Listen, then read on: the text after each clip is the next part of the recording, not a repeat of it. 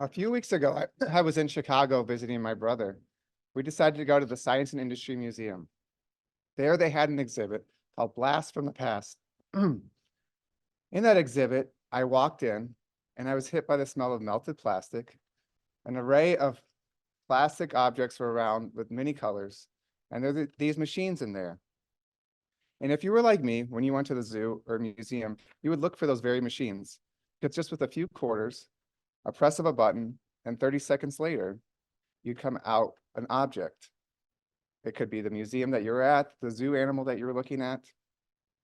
Those machines were great for mass production, but they're not so great for for customization. That's where modern 3D printing comes in. And that's where my journey began over a year ago. Today, I'm going to go through with you the two types of 3D printers that I've worked with, the many frustrations that I've had, and some of the great results that I have. I am by no means an expert, but I just want to take you along on my journey to show you what I've gone through. The two types of 3D printers that I've worked with are fused deposition modeling, or what we'll refer to as FDM, and stereolithography, which we'll refer to now as resin. So picture for a moment an FDM machine. You've got an Etch-a-Sketch in front of you right now, and you know how those knobs tell the lines where to move. That's very much like an FDM machine works. The computer tells the head where to go on an X and Y. The only difference is now it can go on a Z axis too. So it's going to layer down and then go up one layer. Now picture for a moment that you have a weed whacker. You've got that spool at the end of a weed whacker. That's that plastic line. That's that same filament that we use in an FDM printer. The filament goes in, down through a tube and into the head where it melts down, and the tube lays out, melts down, lays it out on the bed like that. Then there's what's called resin printing. I want you to picture an elevator.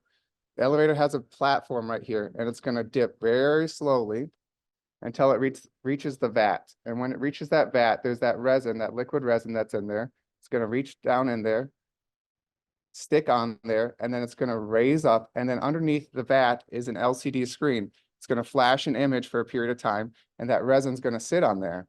And then it's going to dip back in, and then it's going to raise back up and sit and up. So basically upside down now, that image is going to print right there. Both of those machines require what's called slicing. So you've got a 3D model on a computer, and then you got to slice it into thousands of little layers so that device can then print them one by one up on the machine. Now that you have a little bit more understanding of how 3D printing works, you're kind of where I was at about a year ago. And I want to tell you kind of about my journey in a few words. It's much like a roller coaster. So you got this confidence, right? You're kind of building and building. You think you got it. And then all of a sudden you dip down, something bad happens. And then you have to figure that out, and you start to build confidence again, slowly by slowly. You think you got it figured out, and then you dip again and something bad happens. And at some point in time, I'm telling you, you're going to want to take that machine and you're going to want to chuck it right out the window because you're done with it. But then you figure it out and you're thinking, nothing wrong's ever going to happen again. And you're all way up here. And then by that time, if you're like me, you decide just to switch machines and have to figure it all out again. So let me tell you now all the things that can go wrong with 3D printing. 3D printing is all about having a level base. You want to make sure that the platform that you're building on is very level. Otherwise, the prints that you're printing are going to get lopsided or come off. You also have to do what's called kind of a Goldilocks effect with the head. There's this head that comes down, and you want it to be close enough to the base to adhere to the base without digging in, but not so far away that it's going to just print on air. Because what happens when it prints on air is what's called spaghetti. And while spaghetti is delicious in every other sense of the word, it is not a great thing to happen in 3D printing, because you basically print spaghetti on air, and instead of having this beautiful swan that you wanted to print, you just printed a bunch of string.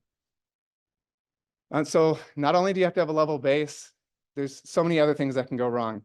You have to make sure that the filament doesn't get jammed, doesn't run out, doesn't get clogged.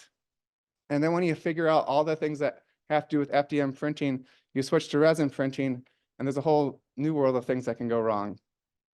You think that you want to make, in resin printing, you want to make sure that the object is sticking to the build plate here, but doesn't stick in your vat. You want to make sure that the orientation of the object is just right when you put it into the computer.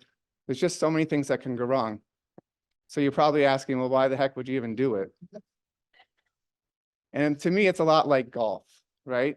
You can shank the ball left and right so many times, but when you hit that ball just right down the middle, it hooks you, it brings you in, right? So right now I'm going to show you why I get hooked in.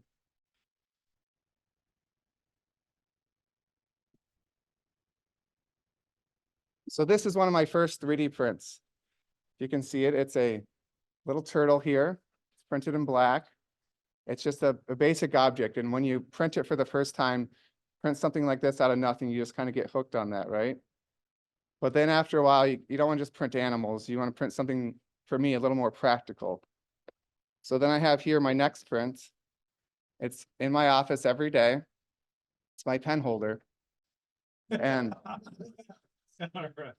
and it's just a fun, geometric object that I was able to color afterwards. It took about 8 hours to print, and I had a lot of fun printing that. But then I discovered that the filaments that you could print had all sorts of colors in it, right? So you could print this vase and have this great color effect on it.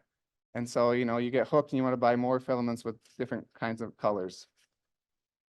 And then I found that you could print not just one single object, but you could print things in parts, right? So you could print this little gnome here, and you'd have all these little different parts, and he can sit there with his legs dangling. And I mentioned earlier, I've got 2 daughters, right? 6 and 9. So I could print them a little piggy bank and they could put their coins in there. And finally, you've got the resin printer that prints in beautiful details. So you could print this flower and have this great effect that you're not going to have with the FDM printing.